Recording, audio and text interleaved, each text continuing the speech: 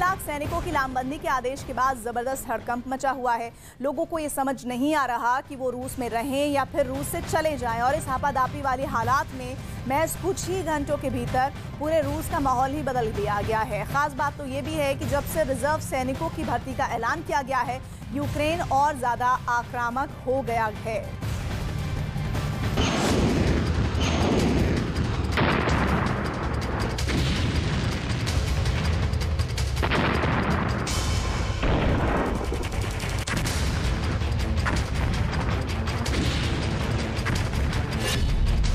Putin के एक ऐलान ने सब कुछ बदल दिया।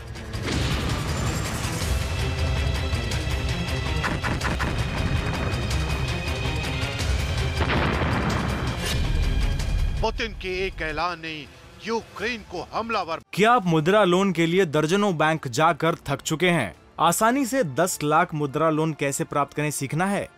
तो फ्रीडम ऐप को अभी डाउनलोड करें। बना दिया।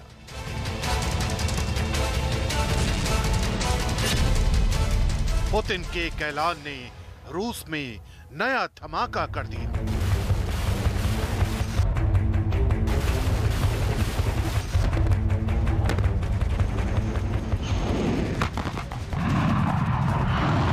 पुतिन जिन्हें अपनी जिद के लिए पूरी दुनिया में जाना जाता है, पुतिन जिन्हें अपने अधिक फैसलों के लिए जाना जाता है,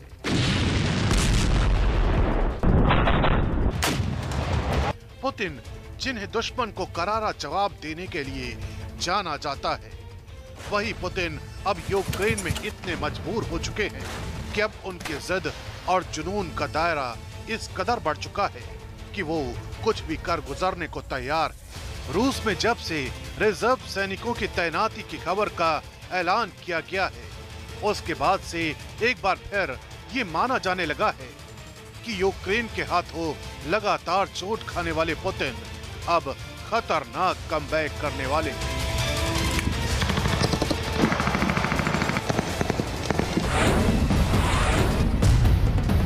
लेकिन पुतिन के इसी कमबैक वाले इरादे ने रूस में सब कुछ एक झटके में बदल दिया है।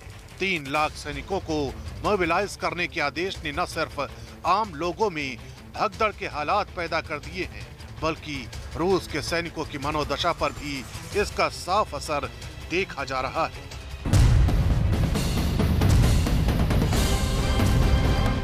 इस तस्वीर को देखिए। पुतिन के आदेश के बाद जंग के मैदान में जा रहा ये नया सैनिक स्ट्रोक की वजह से बेहोश हो गया है। एक बस के पास बेहोश होकर गिरे इस सैनिक को देखने के बाद दूसरे लोगों में भी हड़कंप मच गया। दावा किया जा रहा है कि पुतिन के आदेश के बाद जान गंवाने का डर सैनिकों के भीतर भी बैठ गया है।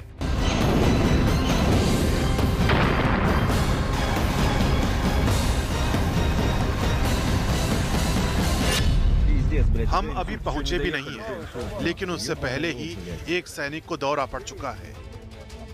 उधर जब से रूस में 3 लाख रिजर्व सैनिकों की तैनाती का ऐलान हुआ है, उसके बाद से ज़ेलेंस्की और उनकी सेना और ज्यादा आक्रामक हो गई। यूक्रेन के सैनिक चुन चुन कर रूसी सैन्य ठिकानों को तबाह कर रहे हैं। ज़पोरिज़िया से आई ये तस्वीरें यूक्रेन के एक ऐसे हमले की हैं जिसमें रूसी सेना के KA-52 एलिगेटर हेलीकॉप्टर को मार गिराया गया है। इतना ही नहीं, खुद यूक्रेन के राष्ट्रपति ज़ेलेंस्की भी पुतिन के आदेश के बाद अब और मुखर हो गए हैं। Объясню русским по-русски, что происходит. 55 тысяч российских солдат погибли на этой войне за полгода. Десятки тысяч ранены, искалечены. Хотите больше? Нет? Тогда протестуйте, боритесь, убегайте или сдавайтесь в украинский плен. Это варианты для вас. दरअसल माना यही जा रहा है कि यूक्रेन के खार्किव में जिस तरह से पुतिन को मुंह की खानी पड़ी है, उसके बाद से पुतिन का पारा 7वें आसमान पर पहुंच गया है। इसी के चलते पुतिन ने यूक्रेन पर एक बहुत बड़े हमले का प्लान बनाया है। दावा तो ये भी किया जा रहा है कि यूक्रेन को घुटनों के बल लाने के लिए पुतिन अपने तरकश के उन तीरों का भी इस्तेमाल कर सकते हैं जिन्हें अब तक रिजर्व में रखा गया है। यही वजह है कि इस वक्त रूस में हालात पूरी तरह से बदले हुए हैं, क्योंकि लोगों को लगातार ये डर सता रहा है कि कहीं पुतिन का आदेश उनकी आम जिंदगी को युद्ध की आग में न झोंके।